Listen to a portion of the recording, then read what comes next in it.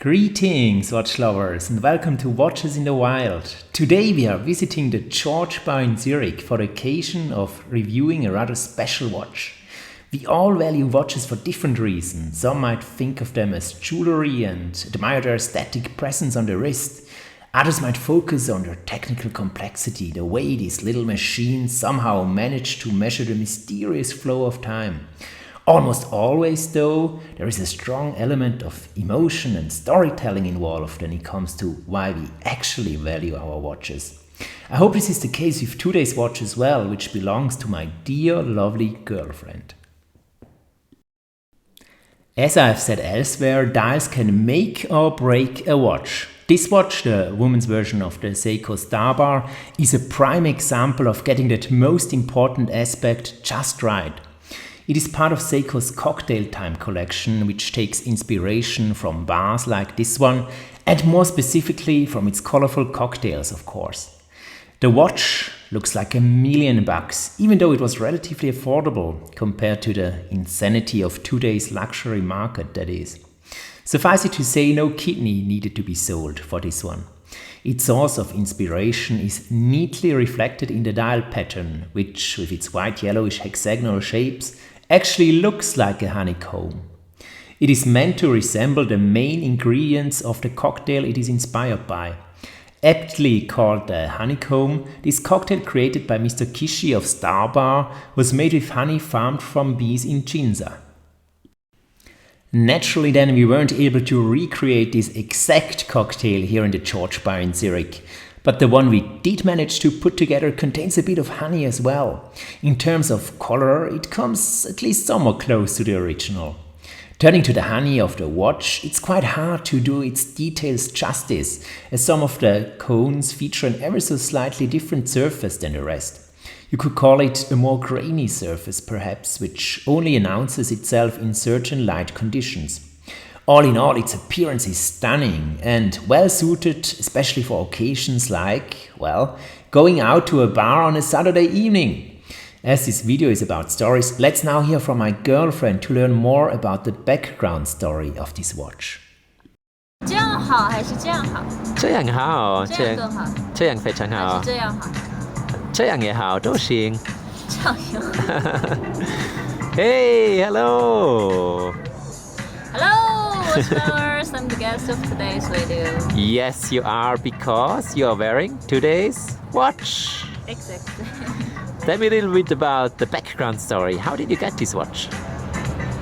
Well, I first saw this watch on Instagram. Yes. I'm a person very into fashion, so I think when it comes to watches, design is so very I can say most important thing, at least to me.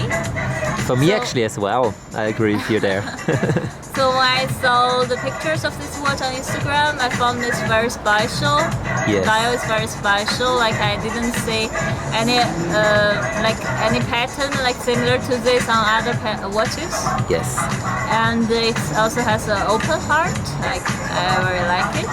And I sent the post to my boyfriend. Which is me, fortunately. And I liked it as well, of course. Yeah. I was amazed by the dial pattern, Yeah. which is very intricate. Yes. Then I checked on the second-hand market. And it was nowhere to be seen, it wasn't available. Yeah, so I didn't expect that I can see it in the real world. But fortunately, we went to Milano for a short trip last week. Yes, and then we checked out the cathedral, and actually close by there was a watch shop. Yeah. And lo and behold, there were some Seikos there.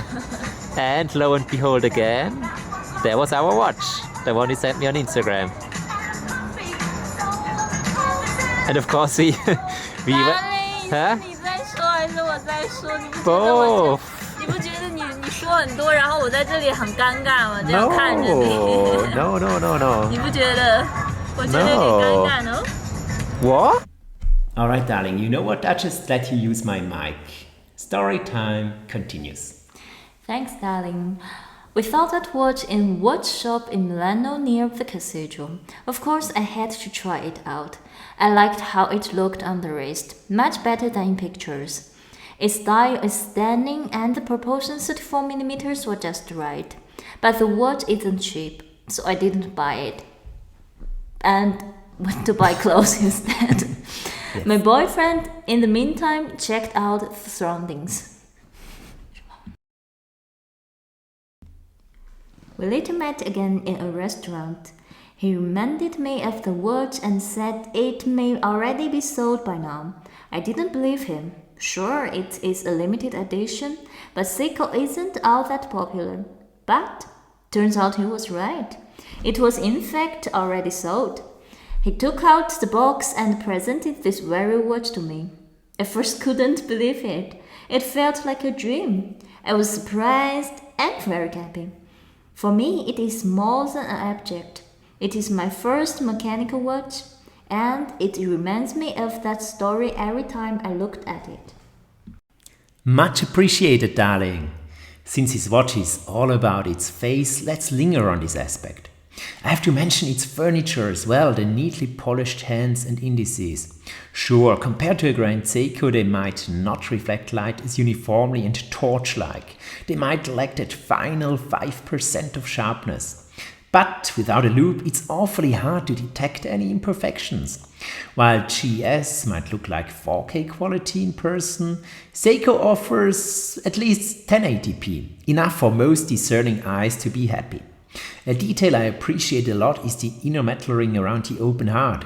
It is thus not only haphazardly cut out, but nicely and luxuriously framed. That open heart. Some people might prefer a dial without any cutouts. They say it distracts and takes away from its beauty and throws off the proportions of the dial. But I can make peace with it. It is not only a constant reminder that the watch is mechanical, but it also offers a cool look at the tiny little palette forks working away tirelessly. And I have to say, what is exposed here is surprisingly well polished too. Speaking about the movement for a second, it of course isn't the star of the show and maybe even a bit of an ugly duckling compared to the dial. But as this is the first mechanical watch of my girlfriend, I like that she can take a good look at the machine working behind the scenes when and if she so chooses. The movement thus far has been surprisingly accurate, by the way. To the astonishment of both me and my GF, it runs only 3 seconds fast after a week. Not only did we get lucky by stumbling upon this watch, we also got lucky with its regulation, apparently. After having enjoyed our cocktail, the time has come to leave the George Bar. I hope we could give you an impression of the watch in its natural habitat. Thanks for tuning in and don't forget to subscribe, it really helps me out. Bye bye, watch lovers! See you again soon!